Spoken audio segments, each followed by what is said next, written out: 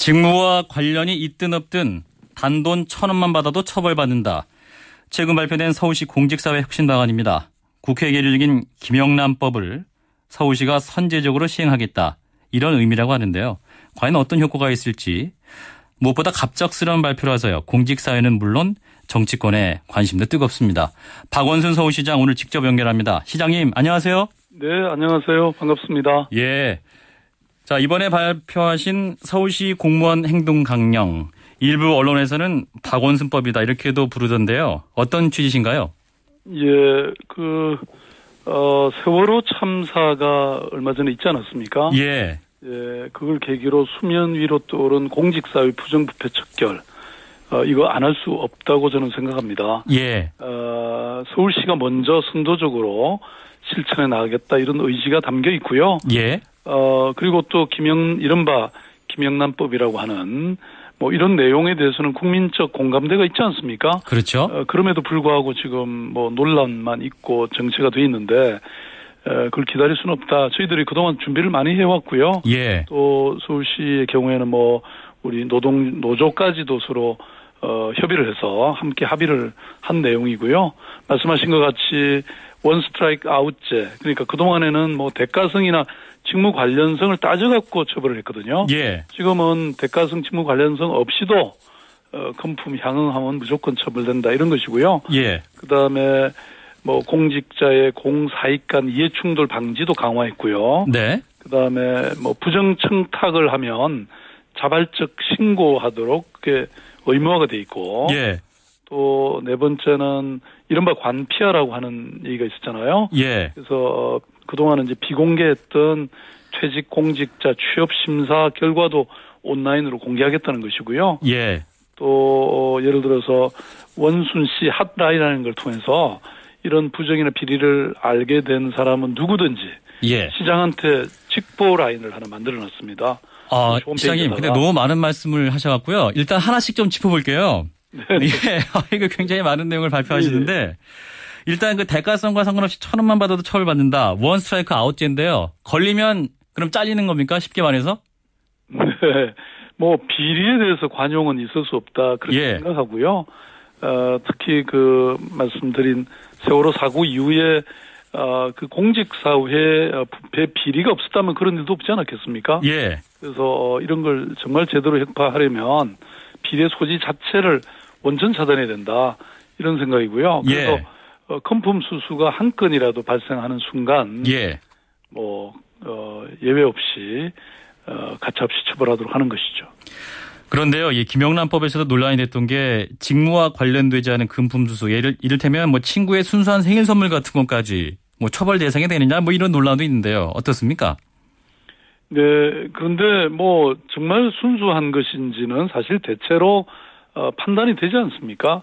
무슨 예컨대 이해관계가 있는 상황에서의 선물이라면 그것도 문제가 될 수 있는 거죠. 예. 근데 그게 뭐 없는 경우에야 뭐 얼마든지 있을 수 있는 일이겠죠. 예. 뭐 이를테면 결혼식 축의금 뭐 이런 것도 대상이 될까요? 그것도 이해관계가 분명히 있고. 예. 그런 뭐 연관성이 얼마든지 판단될 수 있지 않겠습니까? 그 이해관계가 없으면 처벌이 안 된다. 뭐 이해관계가 전혀 없고 무슨 그야말로 아무 관계 없이 가족 간에 오가는 일이야 그게 문제가 되겠습니까? 예, 그리고 내용 중에 이제 부정청탁 등록 시스템이 있습니다. 이 내용이 뭐냐면 이제 공직자가 청탁을 받으면 그걸 본인 스스로 등록하도록 한다는 건데 쉽게 말해서 내가 부정청탁 받고 있다 이런 내용을 공개하라는 말씀 아닌 거예요? 그렇죠. 이거 가능한가요? 근데 물론 그것은 이제 일반적으로 공개하는 것은 아니고요. 예. 해당 부서에 이렇게 일종의 신고를 하게 돼 있는 것인데요. 예. 이렇게 되면 사실 일단 청탁하는 사람들이 청탁을 안 하게 되겠죠. 왜냐하면 자기가 청탁한 게 어쨌든 그것이 일반에 공개되는 건 아니지만 예. 적어도 그 해당 부서에 알려지게 되는 거니까 예. 예방이 되는 것이고요. 그다음에 또 하나는 그 본인으로서도 뭐 그런 것들 갖고 괜히 마음으로 끙끙 앓을 게 아니라 이렇게 예. 이 해당 부서에 알려놓으면 면책이 되는 거니까 예. 결국은 청탁을 안 하게 되는 그런 효과가 될 거라고 봅니다. 예. 그러면 청탁을 들어주진 않았어도 만약에 등록을 안 하게 되면 처벌받는 겁니까? 의무화되는 건데요. 그렇죠. 의무화되는 것이죠. 아하. 그렇습니다. 그럼 예. 청탁을 들어주지 않아도 등록을 안 할 경우도 처벌되는, 굉장히 세네요. 그럼 이거를 들었던 현장 공무원들 생각 들어보셨어요? 예, 저희들이 그 서울시 노동조합에는 전부 상의를 했고요. 협의를 예. 했고 다들 동의를 했습니다.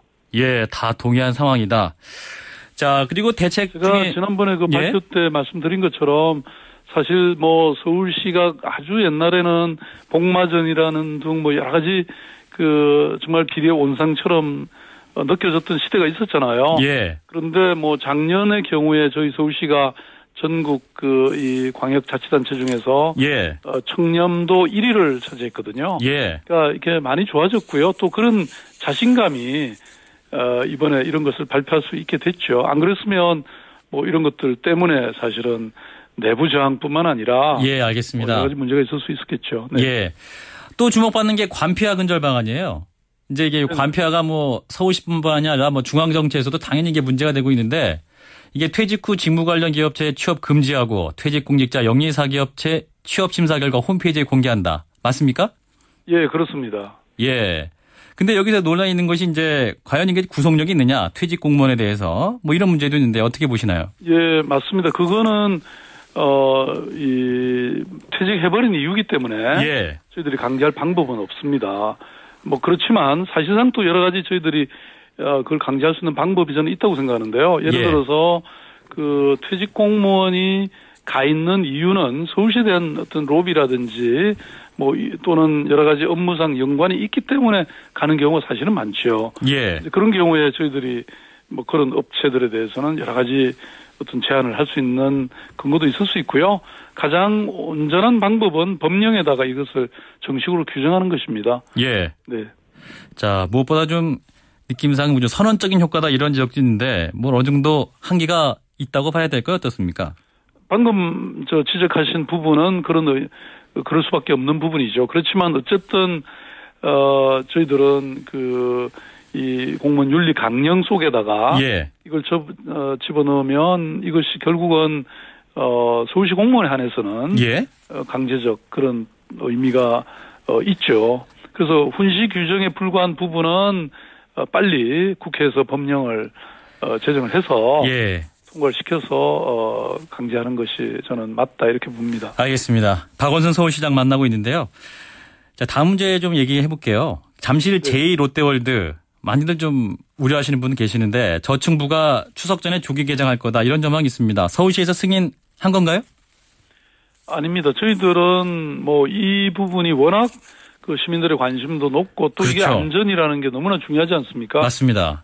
특히 그 저층부만 해도 하루에 한 20만 명 정도가 이용할 걸로 추정이 되는데요. 예. 여기에 뭐 어떤 사고라도 나면 정말 큰일이지 않습니까? 그렇죠. 그래서 서울시의 경우에 지금 각 분야에 총 23명의 전문가가 참여하는 자문단을 꾸려서 현장 점검 뭐 이런 걸 통해서 이 안전도에 대해서 충분히 검토하고 있고요. 예.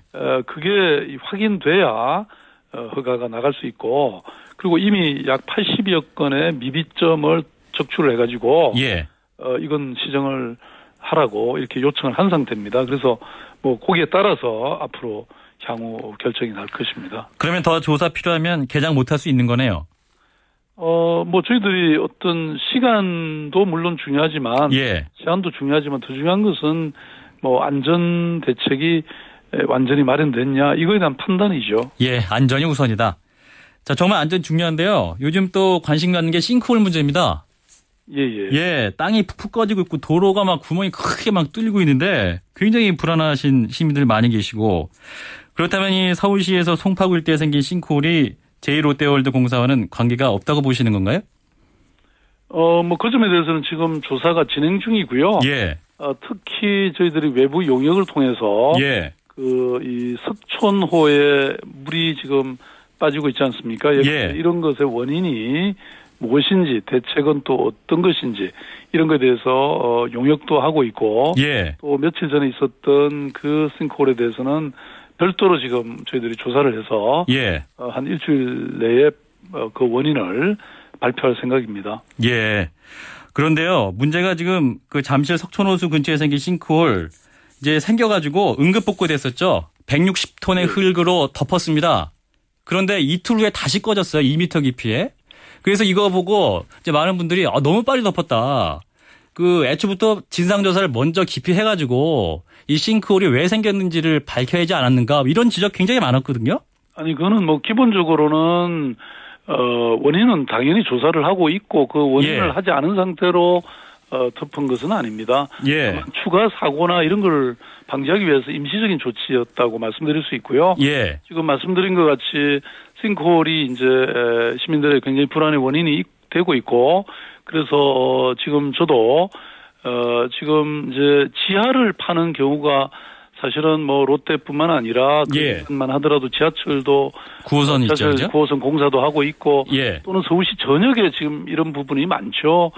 그런데 이제 과거에 이런 부분에 대해서 아주 본질적 고민을 못했던 것 같습니다. 이게 이제 지하를 파면 지하수가 흘러나오지 않습니까? 그렇죠. 지하수가 흘러나오면 그것이 이제 여러 가지 어떤 집안 침하의 원인이 되거든요. 그래서 이런 부분에 대해서 보다 더 본질적인 대책을 세워야 될 때가 이제는 왔다고 저는 생각해요. 그래서 이 부분에 대해서 전면적으로 저희들이 조사도 하고 연구도 해서 종합적이고 본질적인 대책을 세우도록 이미 제가 지시를 했습니다. 그렇다면 모든 조사 결과 문제가 없다면 제2롯데월드도 문제가 없다면 추석 전에 개장 가능한 거네요.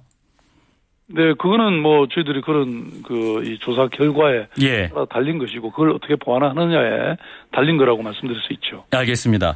자, 세월호 특별법 합의가 어제 됐습니다. 야당에 대해서 비판 많은데요. 시장님 어떻게 판단하십니까?